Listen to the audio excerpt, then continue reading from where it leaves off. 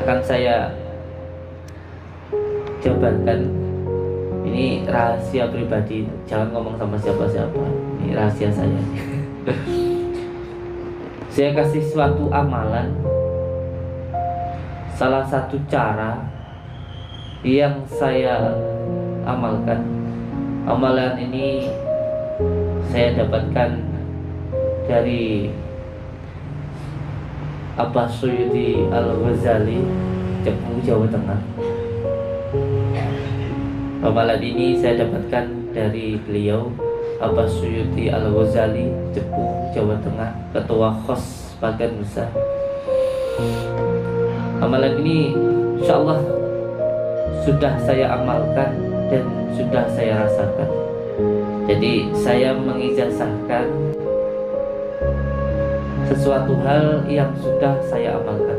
Insya Allah yang saya ijazahkan kepada dengan semua yang sudah saya rasakan. Amalan ini adalah amalan yang sangat mustajab insya Allah. Dan apabila diamalkan insya Allah, dan apabila panjenengan amalkan insya Allah, selama belum sampai 41 hari insya Allah akan dikabulkan oleh Allah.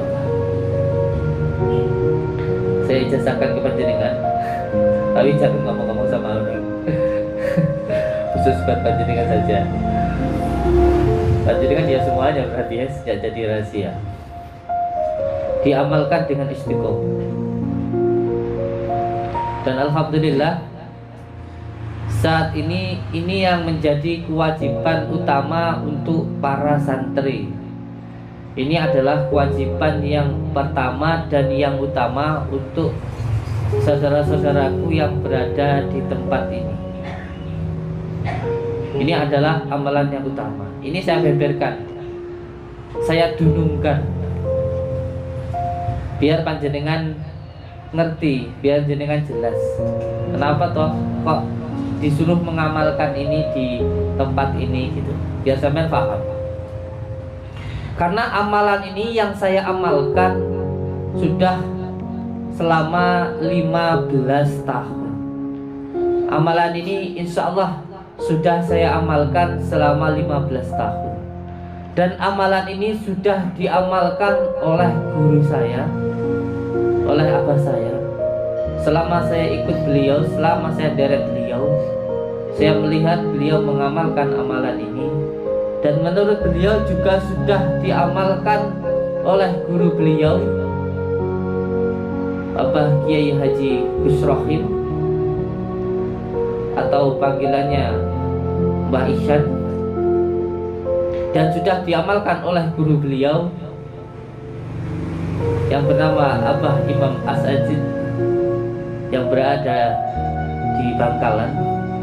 Dan sudah diamalkan oleh guru beliau yaitu Kiai Ahmad Muhammad yang berada di Jember. Dan sudah diamalkan oleh guru beliau yang bernama Abah Imam Ikhwanul Ihsan. Beliau hanya orang biasa sebenarnya, pekerjaan beliau hanya bertani saja, tetapi Masya Allah ilmu beliau sambung sampai ke imam besar yaitu Syed Muhammad Abu Hasan Asy-Syadzili. Ilmu ini sangat-sangat insya Allah sangat-sangat mustajab, Masya Allah. Insya Allah, monggo sampai amalkan. Saya ijazahkan untuk siapapun, untuk siapapun gitu. Jadi rahasia. Untuk siapapun yang mau mengamalkan amalan ini. Kunci dari amalan ini ialah ikhlas. Kuncinya adalah ikhlas.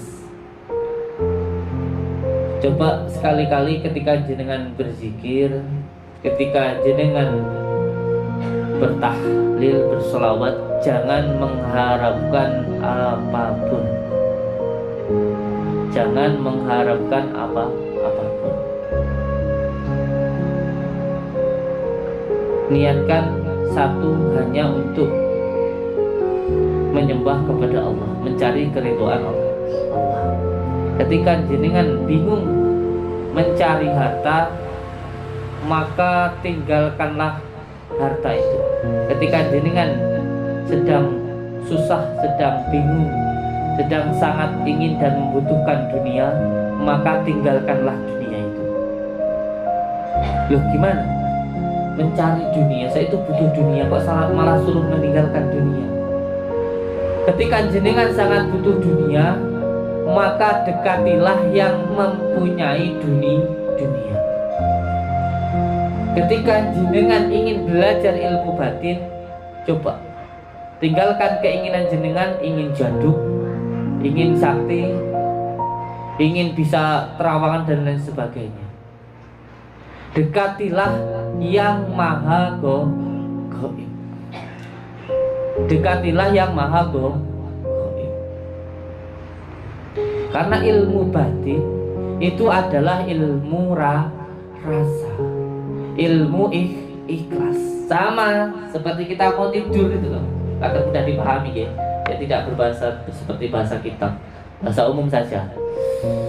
Saya lebih suka memang berbicara tentang sesuatu hal yang sifatnya itu umum, tidak perlu harus pakai kitab ya, biar jenengan paham. Jadi ilmu batin itu adalah ilmu rasa. Ilmu rasa itu kuncinya ikhlas. Sama kayak jenengan mau tidur itu loh. Ketika jenengan mau tidur, kalau jenengan itu terlalu mengharapkan pengen dapat tidur, malah tidak tidur. Belum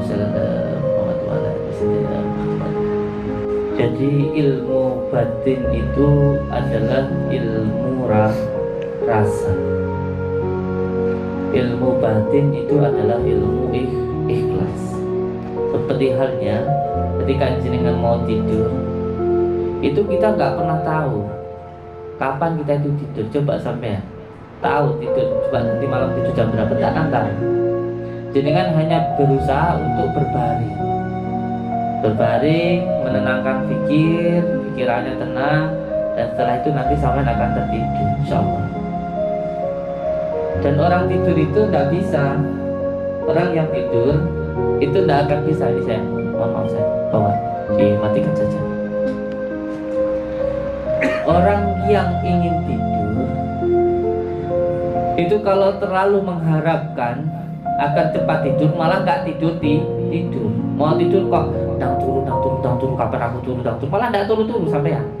Tapi kalau saya melepaskan saja semuanya, pasrahkan kepada Allah, sudah santai ya sampai tidur. Orang meminta kepada Allah, orang belajar ilmu batin juga seperti itu. Apalagi yang mau belajar terawangan, masya Allah. Yang mau terawangan kok pengen belajar terawangan, kok terbawa hawa nafsu, ya tidak akan pernah bisa.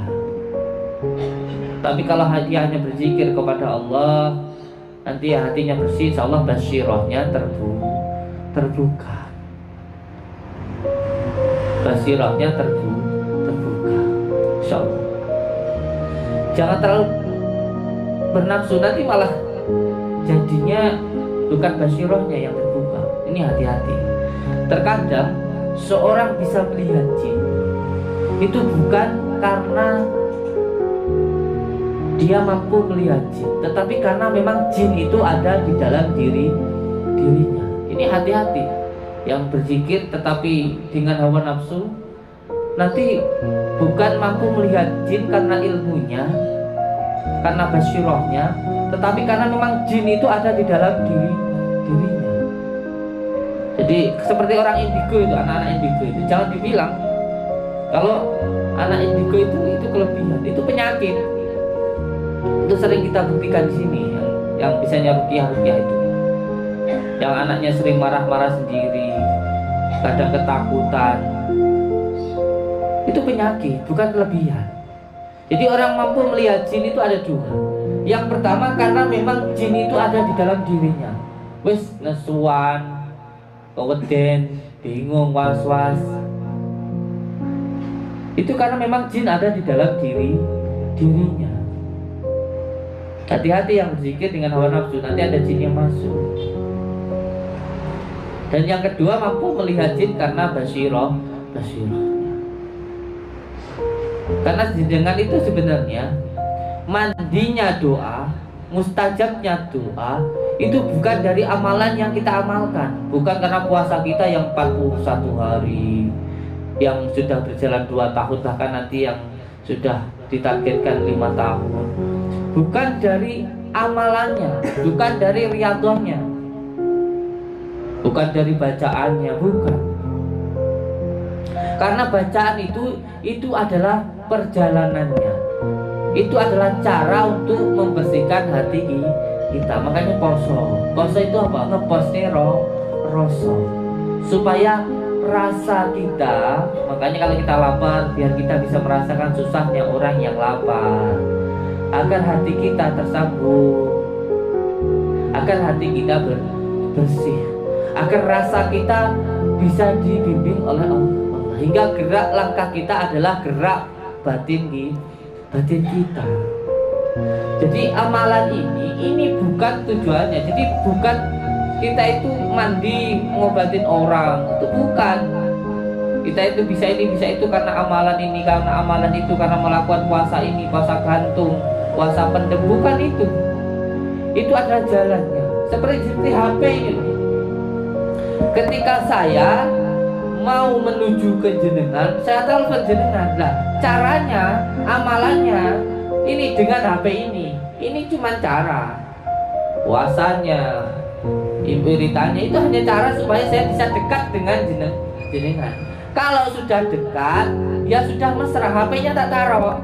Sampai dari Jakarta telepon ke saya, "Kamu saya mau silaturahmi ke tempat jenengan." "Oh nggih, monggo." Ya, caranya pakai HP ini, telepon ke saya ya. Ini caranya. Tetapi kalau sudah sampai, kita sudah mesra, HP-nya ditaruh. Nanti kalau agak jauh lagi, ya kita puasa lagi. Telepon lagi kalau sudah pulang. Kalau punya rasa agak jauh, telepon lagi. Kalau sudah dekat sudah. HP ini, puasa kita, amalan kita ini adalah jalan kita. Jadi jangan bangga. Jangan bangga dengan puasa kita, dengan wiridan kita setiap malam, itu jangan bangga. Jangan bangga dengan HP-nya. HP-nya bagus, kalau tidak tersambung, telepon saya buat HP-nya harga yang 20 juta. Tapi telepon saya nggak nyambung, buat apa? Buat apa saya telepon ke jenengan pakai HP yang mahal, tetapi nggak tersambung? Mending pakai HP yang kecil, yang HP cumplung, yang ada kameranya tapi sambung. Karena keikhlasan. Maka oleh sebab itu, untuk santri-santri semuanya, ada yang berpuasa sampai 41 hari, ada yang berpuasa sampai 12 tahun, tetapi tidak pernah kefutuh hatinya, tidak pernah kebuka dengan Allah, karena hatinya masih ada hawa nafsu, masih merasa bisa, saya ini siapa. Jadi tidak bisa membedakan mana itu karpe rasa sama rasane karep. Ketika kita berpuasa itu supaya kita bisa membedakan mana karpe rasa, mana rasane karep. Karena kalau rasa itu datangnya hanya dari Allah. Kita itu ketempatan rumongso. Manusia itu ketempatannya rumongso. Kalau rasa itu hak prerogatifnya Allah. Oleh sebab itu kita harus bisa menekan rumongso. Oleh sebab itu kita diajarkan untuk menekan poso, menekan keinginan-keinginan kita. Karena apa? Karena batin kita ini, nur kita ini tertutup, dibungkus oleh jisim kita, oleh dunia. Ketika jisimnya ini, ketika badan kita ini lemah, ketekan dengan puasa, dengan menekan semua hal keinginan yang bersifat duniawi, maka nurnya akan memancar. Maka ketika jisimnya, badan kita ini lemah, maka batinnya akan kuat. Tetapi kalau badannya, jisimnya ini kuat, maka batinnya akan lemah. Sebab itu dikurangin makannya, dikurangin tidurnya. Sama kayak sampai mau mengeluarkan minyak itu yang ada di dalam kelapa, mau mengeluarkan santan itu saja sudah, tidak usah yang tinggi-tinggi, tidak usah marifat, hakikatnya saja. Mau mengeluarkan santan saja, itu kelapa harus dikeprok dulu, trap. Setelah dikeprok, parut dulu. Setelah diparut, goreng. Setelah itu baru dikeprok dulu, parut, baru keluar minyaknya. Kita pun yang gitu. Makanya santri ini harus malam dibangunkan. Ini sudah menjadi kewajiban untuk santri. Yang malas harus ditegur. Kalau tidak mau suruh pulang. Kalau tidak mau sholat malam suruh pulang. Kalau ditegur marah suruh pulang. Kalau ada santri yang masih muda, orang tuanya tidak terima, orang tuanya suruh sini. Untuk apa ditaruh di sini? Kalau tidak mau mengamalkan, ya memang kita itu harus dipaksa. Kita itu harus dipaksa. Dari dipaksa nanti akhirnya jadi biasa, terus akhirnya jadi suka. Makanya ada puasa 7 hari, ada puasa 41 hari, ada puasa 2 tahun, ada puasa sampai 11 tahun. Itu memang untuk pemaksaan. Jadi kalau ada yang bertanya ke saya, Kang, gimana caranya biar saya itu istiqomah di dalam mengamalkan amalan? Maka saya jawab, kuncinya ya paksonan. Ya harus dipaksa. Dari dipaksa nanti jadi biasa. Contoh ketika jenengan sudah biasa sholat isya, kok belum sholat isya tidur, pasti gelimpungan, tidak enak karena belum sholat isya. Bahkan kalau sudah tidur itu lo bisa bangun, oh ya aku tadi belum sholat isya. Jadi biasa, terus akhirnya jadi suka. Puasa 7 hari itu ada perlawanan, 41 hari sudah mulai ada kebiasaan. Nanti setelah 2 tahun sudah muncul rasa cinta. Okay. Dan yang paling penting lagi, kembali seperti yang awal saya katakan, saya ijazahkan amalan yang apabila jenengan amalkan, insyaallah ini sangat mustajab. Ini adalah cara untuk meminta kepada Allah. Jadi orang meminta itu harus tahu cara-caranya. Jenengan meminta itu harus tahu caranya. Jangan asal meminta toh. Jadi banyak orang yang bertanya, kenapa saya itu sudah berdoa lama, sudah begini begitu, kok tetap tidak dikabulkan, Gus? Kok nggak dikabulkan, toh Kang? Gitu lah.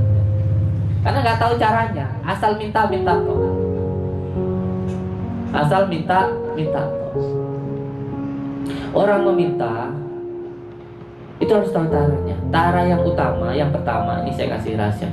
Jadi dengan pahami ini.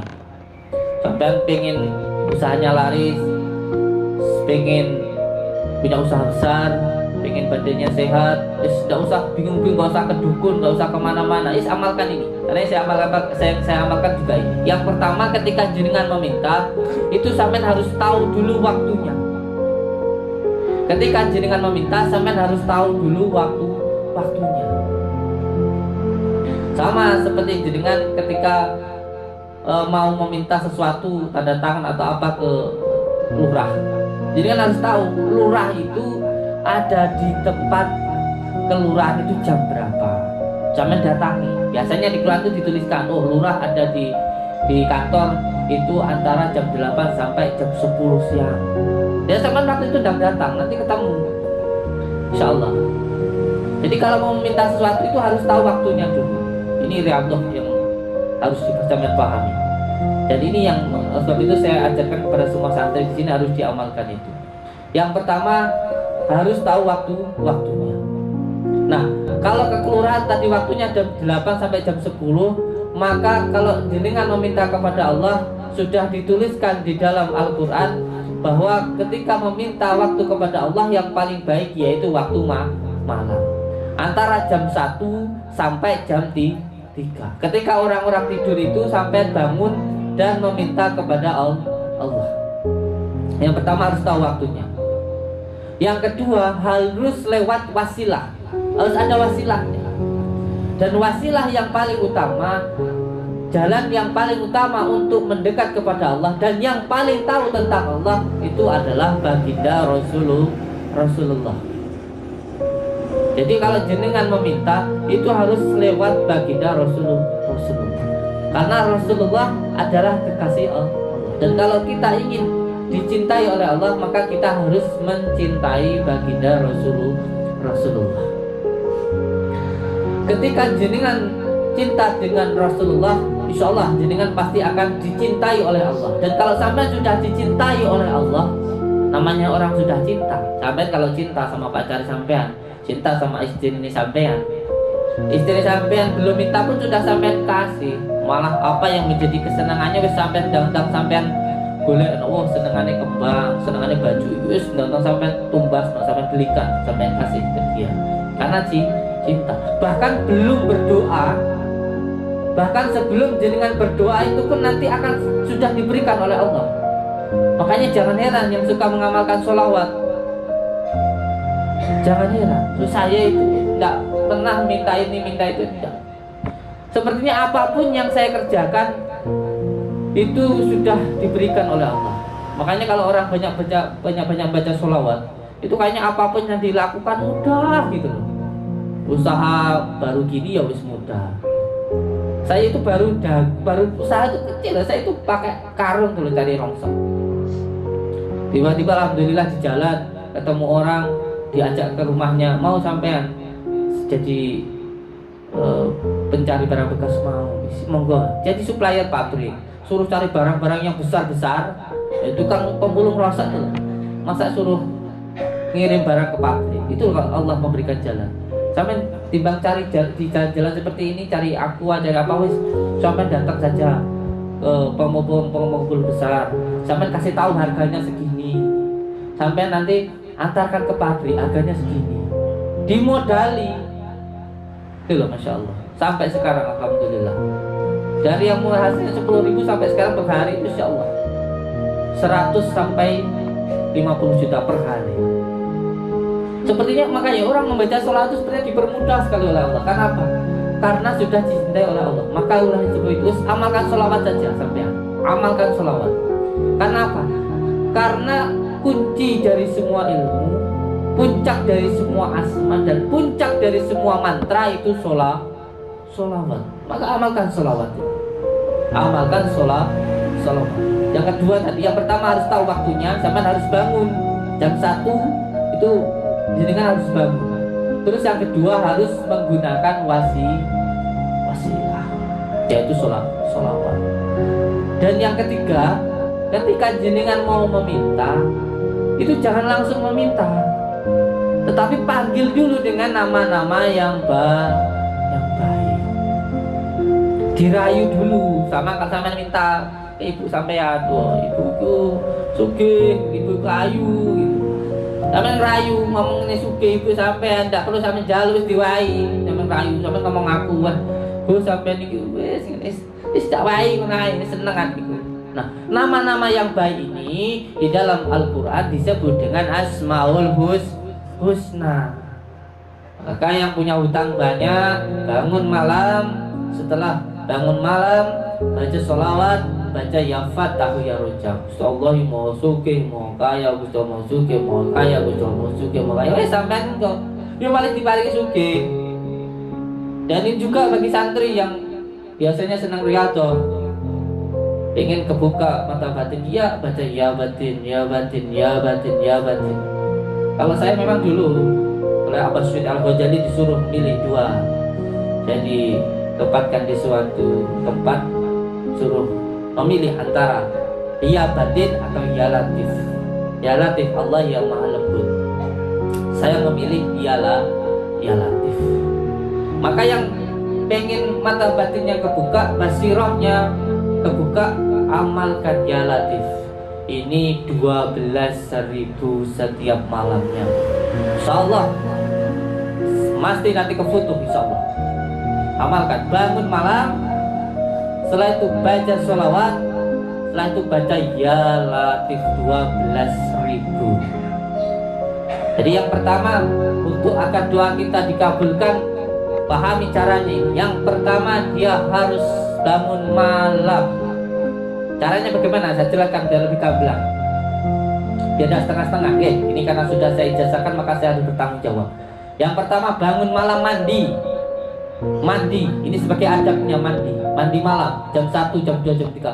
Aduh Gus, mandi malam nanti saya jadi rematik. Enggak, saya tegaskan. Orang ini ibu ini biar paham. Didengarkan dulu. Ini juga obat, ini caranya. Biar sampai datang enggak cuma diobati terus nanti enggak mengamalkan, percuma. Saya pengen jenengan ketika datang ke sini yang biasanya enggak sholat, ke sini jadi mau sholat. Yang biasanya enggak pernah bersyukur, saya pengen ketika jenengan datang ke sini jadi bersyukur. Ketika jenengan yang biasanya enggak pernah sholawat, ketika jenengan datang ke sini jadi mau sholawat. Karena kuncinya sebenarnya orang yang sering sakit itu karena dirinya sendiri. Karena dirinya sendiri. Kata Allah, sesuatu yang menimpamu itu karena perbuatanmu sendiri. Maka ini harus dihilangkan dulu penyebabnya. Dengan cara ini tadi, saya tegaskan dulu biar sampean paham. Jangan malas-malasan dulu. Yang mau tidur ya sambil tidur, yang sakit ya sambil rasain sakitnya, tidak apa-apa. Dinikmati. Wong masih sering sehatnya kok, pada sakitnya. Ya, sakitnya baru 1 tahun, sehatnya 10 tahun kok. Dinikmati dulu. Jangan ojo bersuluh ya lebih. Saya juga biasa sakit. Yang pertama harus mau bangun malam dulu, gitu kan? Mau bangun malam antara jam 1 sampai jam 3. Pertama caranya mandi dulu. Wah kudukus, saya kalau mandi malam nanti saya rematik. Ya, saya tegaskan. Saya itu melihat abah saya sendiri. Abah saya itu setiap malam ketika mau sholat malam itu bangun. Dan alhamdulillah umurnya sekarang sudah 90 itu masih sehat, tidak sampai sakitan. Karena beliau menjelaskan kepada saya begini. Air itu saya nggak berbicara secara kitabnya ya. Sebenarnya ada di dalam kitab Ihya. Jadi terangkan. Saya nggak mau bicara kitab terlalu dalam. Bahasa umum saja. Air itu terbagi menjadi 3. Ada air obat. Itu antara jam 1, jam 12, jam 1, jam 2, jam 3 itu air obat. Lalu kalau mandi itu insya Allah sehat. Ada air kesegaran. Dia tidak menjadikan obat dan juga tidak menjadikan penyakit. Biasa mawon. Itu antara jam 4 sampai jam 4. Jam 4 pagi sampai jam 4 sore itu air kesegaran. Biasa. Tidak menimbulkan obat, tidak menimbulkan penyakit. Ada air penyakit. Kalau dibuat mandi nanti bisa jadi penyakit. Antara jam 5 sore sampai jam 10 malam. Jangan mandi. Jangan mandi. Jadi jangan ragu untuk melakukan ini, insya Allah. Saya sudah mengamalkan sendiri. Semua sini sudah paham lah, insya Allah. Makanya saya perintahkan ke semua santri kalau malam mandi. Kalau mandi insya Allah sebagai adab juga ketika jenengan mau berwirid, biar seger. Ketika mau hadap Allah, mau bertemu Rasulullah, itu hatinya, terutama jisimnya, jasadnya bersih. Dan mau bertemu sama Pak Lurah saja mandi. Mau bertemu Allah, mau bertemu Rasulullah kok tidak mau mandi sedangkan itu. Membaca sholawat tidak mau mandi dulu. Mandi malam. Makanya yang tidak mau mandi siram santri ya. Siram, kalau tidak terima suruh pulang. Ya. Pertama mandi. Setelah mandi sampai sholat taubat tuh. Sobat sampai, ya Allah, minta ampun dulu kepada Allah. Jangan langsung minta. Sampai cukup jalur nanti wae. Ngomong dulu kalau mamanya datang sama ibu itu kalau mau minta. Bu, kalau jangan ngapura bu. Aku ki sering lek sampean ngongkon ndang budal. Aku ki sering nglawan atine sampean. Ibu ya sampean nanti luluh hatinya akan luluh ke sampean. Tobat dulu, sholat tobat dulu kepada Allah. Setelah itu baru sholat hajat. Sholat taubatnya 2 rakaat saja. Rakaat terakhir, sujud terakhir baca la ilaha illa anta subhana ini kuntum minadh dhalimin. Dibaca kalau saya 12.000. Kalau jenengan dibaca 90 kali saja. 99 kali saja baca la ilaha anta subhana ini kuntum minadh dhalimin. Sujud terakhir di rakaat yang kedua sholat taubat. Duduk waktu sujud baca la ilaha anta subhana ini kuntum minadh dhalimin. Setelah itu selesai sholat hajat. Baru meminta. Setelah itu minta kepada Allah. Setelah sampean wis ngerasa ya Allah maaf ampunilah saya itu sudah merasa itu. Nah baru sampean minta. Caranya bagaimana? Sholat taubat sholat hajat 4 rakaat. Rakaat pertama baca surat Al-Ikhlas 10. Rakaat kedua setelah Al-Fatihah membaca Al-Ikhlas 20. Salam. Setelah itu rakaat ketiga membaca surat Al-Ikhlas 30. Rakaat keempat setelah membaca Al-Fatihah membaca surat Al-Ikhlas 40. Surat Al-Ikhlas. Surat Al-Ikhlas ini kalau saya jabarkan, masya Allah luar biasa. So Abdul Qadir, masya Allah. Nabi Khidir alaihissalam itu amalnya surat Al-Ikhlas. Saya kasih bocoran aja, jangan kasih tahu orang ya. Surat Al-Ikhlas. Surat Al-Ikhlas itu apa? Masya Allah, di dalam surat Al-Ikhlas itu ada kul. Ini nanti kita jabarkan tentang apa itu. Kalau ada orang yang bilang zikirnya itu kan ada ya, kemarin-kemarin itu mensirik-sirikan zikir sirik-sirikan kan Anda paham. Ini kalau nanti saya jabarkan tahu.